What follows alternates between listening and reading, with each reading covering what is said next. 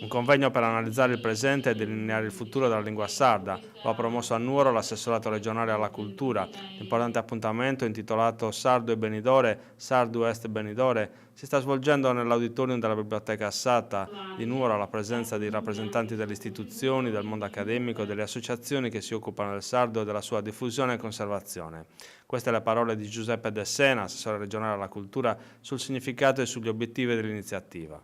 Ritorna alla conferenza sulla lingua sarda che mancava da molti anni, ritorna a Nuoro, che è un territorio, una provincia che adora la propria lingua e che la parla molto ancora nelle famiglie, molto i ragazzi nelle scuole.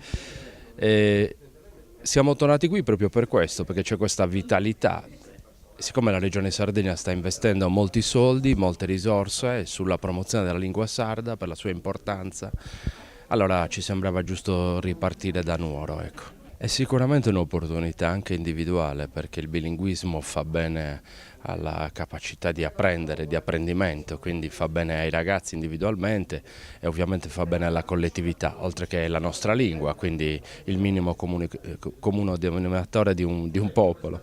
La Regione di Sardegna sta facendo molto, sì, investe molte risorse, nell'ultimo triennio sono quasi 4 milioni, 5 milioni l'anno che vengono investite.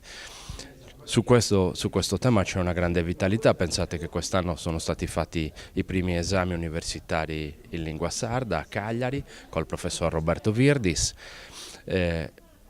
Abbiamo pubblicato da pochissimo un bando per produrre dei cartoni animati in lingua sarda per ragazzi di età scolare e prescolare, proprio perché pensiamo che, come dire, investire sulla lingua abbia anche un destinatario o abbia più destinatari, intanto i ragazzi più piccoli, perché è da lì che si rinizia a impadronirsi della nostra lingua, ecco.